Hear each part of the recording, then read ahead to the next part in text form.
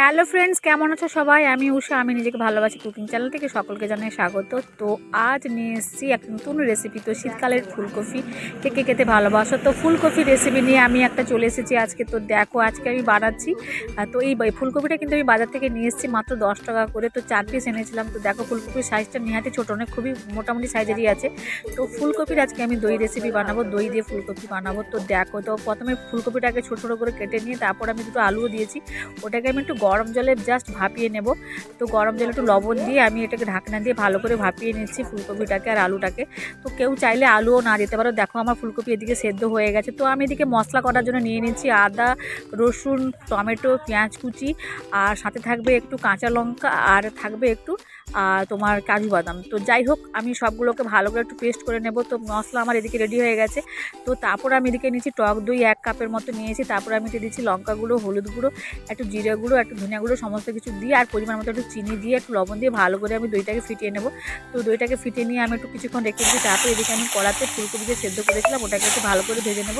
তো দেখো ফুলকপি আমি দিয়ে দিচ্ছি গরম তেলে, একদম আলু আর ফুলকপি আমি ভালো করে ভেজে নিয়ে এক সাইডে পুরো তুলে রেখে দেবো।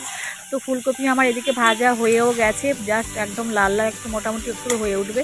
তো এদিকে আমার ফুলকপি পুরো ভাজা হয়ে গেছে। তারপর আমি এদিকে নামিয়ে রেখে গরম কড়াতে দিয়ে দিলাম একটু এলাচ, লবঙ্গ আর একটু তেজপাতা। তো তারপরে একটু দেবো আমি কালো জিরে। তো দেখো আমি কত সুন্দরভাবে কালো জিরেটাও দিলাম। তো যাই হোক, আমি কালো জিরেটাকে দেওয়ার পরে একটু হালকা করে ভেজে নেবো। তারপর আমি দিয়ে দেবো এবার মশলা যেটা বেটে রেখেছিলাম ওটাকে দিয়ে দেবো। তো দেখো এদিকে আমার ভাজা হয়ে গেছে। তো এদিকে ভাজা ভাজা হওয়ার পরে আমি যেটাকে মশলাটাকে বেটেছিলাম ওগুলো সব দিয়ে দিলাম। তো মশলাটা দেওয়ার পরে একটু ভালো করে প্রায় 2-3 মিনিটের মতো মশলাটাকে একটু ভাজতে হবে, যাতে একটু কাঁচা গন্ধটা কেটে যায়। তো আদা পেঁয়াজের গন্ধ তো থাকেই একটা। তো যাই হোক, আমি মশলাটাকে এদিকে ভালো করে তেলে ভেজে নিচ্ছি। তারপর আমি যে দইটা ফিটে রেখেছিলাম দইটাকে আমি এবারে দিয়ে দিলাম। তো তারপর আমি এটাকে আরও 5 মিনিটের মতো কষবো। তো ভালো করে একটু কষা কষা হয়ে এলে, একটু তেলটা ছেড়ে এলে, তো তারপর আমি দিয়ে দেবো ফুলকপি যে ভাজাটা আছে ওটা দিয়ে দেবো। যাই হোক, আমার মশলাটা খুব সুন্দরই হয়েছে। তো এটা বেশি লাল লাল করার দরকার নেই, তো এই কালারটাই সুন্দরই এসছে। তো তারপর আমার এদিকে দেখো 5 মিনিটের মতো হয়ে গিয়ে মশলাটা জাস্ট আমার তেল ছেড়ে গিয়ে রেডি হয়ে গেছে।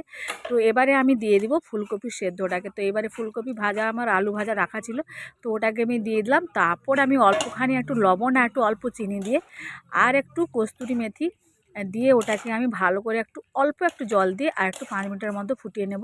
তো মশলাটার মধ্যে একদম ফুলকপির মধ্যে ভালো করে ঢুকে গেলে একটু গ্রেভি গ্রেভি হয়ে এলে তো ওটাকে আমি নামিয়ে নেব। তো দেখো কত সুন্দরভাবে লাগছে, তাই না? তো এটা কিন্তু গরম ভাতে কেন, রুটি, পরোটা, লুচি সবার সাথেই খেতে ভালো লাগে। তো আমার তো বেটার লাগে গরম ভাত, তোমাদের সবাই জানো আমার একটু গরম ভাত খুবই ফেভারিট। তো যাই হোক, আমি কস্তুরি মেথি একটু দিয়ে দিলাম। তো তারপর আমি দিয়ে দেবো এতে একটু ঢাকনা দিয়ে ওটাকে 5 মিনিটের মধ্যে একটু ফুটিয়ে নেব। তো ফোটানো হয়ে গেলেই আমি একটু এটাকে ধনেপাতা দিয়ে সার্ভ করে দেবো। তো তোমরা কিন্তু শীতকালে ফুলকপির রেসিপিটা করতে ভুলো না, ঠিক আছে? জাস্ট অসাধারণ লাগে খেতে। আর আমার রেসিপিটা ভালো লাগলে একটু লাইক শেয়ার করে দিও। টাটা।